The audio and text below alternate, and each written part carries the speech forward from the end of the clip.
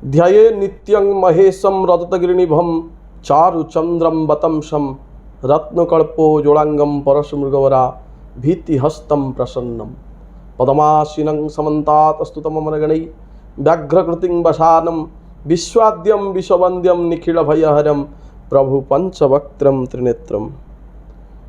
भगवान शिव जी तथा उनके पूरा परिवार के चरण में नमन करते हुए, उनको वंदन करते हुए और उनके चरणों में सारी जगत का सुख समृद्धि कैसे मिले उसको प्रार्थना करते हुए आज का एपिसोड शुरू करता हूं। मैं डॉक्टर मृत्युंजय दास।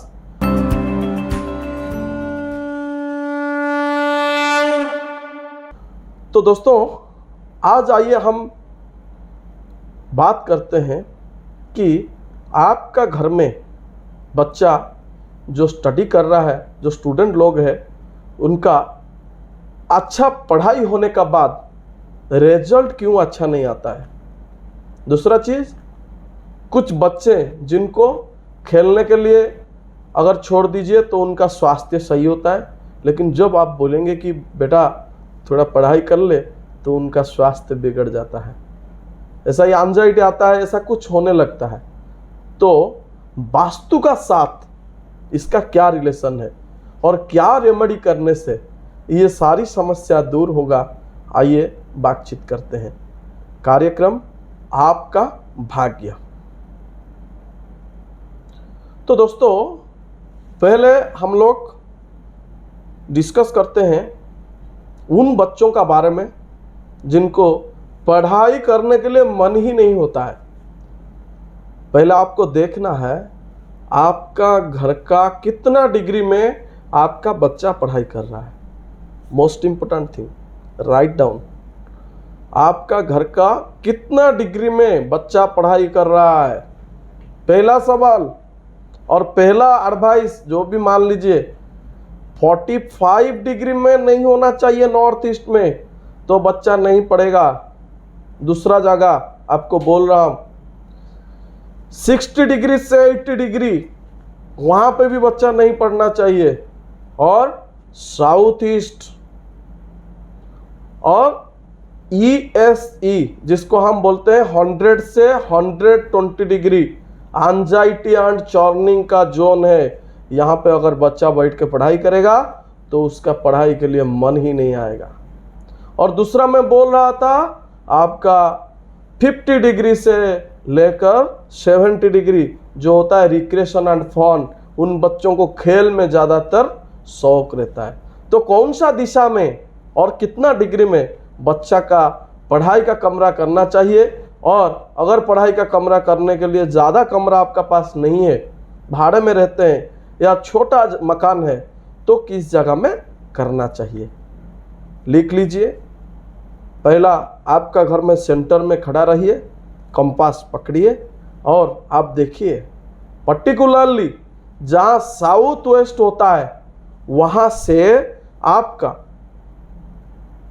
वेस्ट मतलब 270 डिग्री, आपको 250 डिग्री से 260 डिग्री जो 10 डिग्री है उसको हम बोलते हैं WSW जोन, वहीं पे बच्चों का पढ़ाई करना चाहिए, ताकि उनका स्किल बहुत अच्छा बढ़ेगा और उनका पढ़ाई पे ज़्यादा ध्यान रहेगा और रिजल्ट भी अच्छा आने लगेगा। इसके साथ ही साथ जो मोर का पंख रहता है वो बच्चे का बुक्स में डालते जाइए। कोई कोई बोलता है, ऐसे बचपन में हम लोग भी सुने थे कि मोर का पंख जो होता है उसको बुक में रखने के बाद 1 से 2 हो जाता है। ऐसा कुछ नहीं होता है। इससे क्या होता है, मोर का पंख जो होता है इक्विपमेंट ऑफ अट्रैक्शन, मोर का पंख अट्रैक्शन कराता है। इसीलिए भगवान श्री कृष्ण अपना सर पे हमेशा एक मोर का पंख लगाते थे, सबको अपने तरफ अट्रैक्ट करने के लिए। तो बच्चों का जो बुक है उसमें अगर आप मोर का पंख रखना शुरू करेंगे तो वो बुक्स और मोर पंख बच्चा को उसकी तरफ अट्रैक्ट करेगा। और उसके साथ ही साथ मैंने जो जोन बोला WSW जोन, वहीं पे उस बच्चे का पढ़ाई का सारा सामान रख लीजिए। बच्चा अपने आप पढ़ने लगेगा अपने आप खींचते हुए आ जाएगा बुक्स के पास और पढ़ना शुरू हो जाएगा। ये तो था एक बात। दूसरा बात, जो बच्चे पढ़ाई ज़्यादा करते हैं लेकिन उनका जब एग्ज़ाम आता है रिजल्ट सही नहीं होता है, तो उन बच्चों को बोलिए दिन में रात का 12 बजे उस समय तो पढ़ते हैं, अलग बात है, उसके साथ साथ ब्राह्म समय जो हम बोलते हैं सुबह 3 बजे से 5 बजे का अंदर उनका पढ़ाई शुरू होना चाहिए।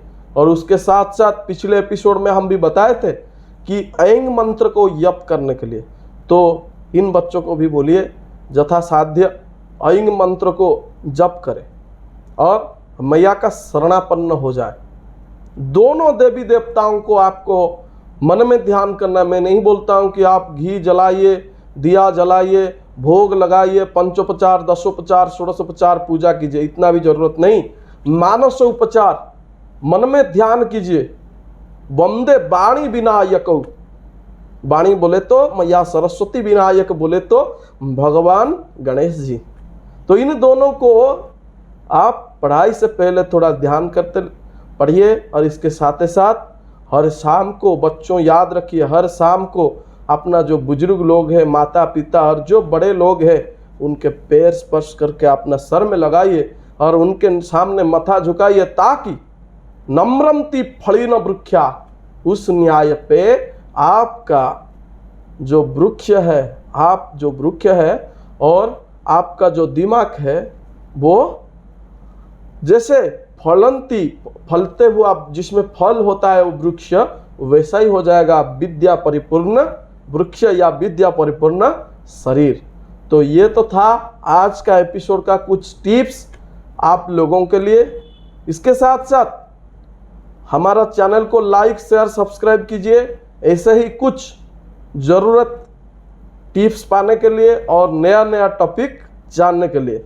तो आज के लिए कार्यक्रम को यहीं पे समाप्त करते हैं। नमस्कार, जय जगन्नाथ, लोकाः समस्ता सुखिनः भवन्तु। Please like, share and subscribe to our channel, and your comments are valuable as well.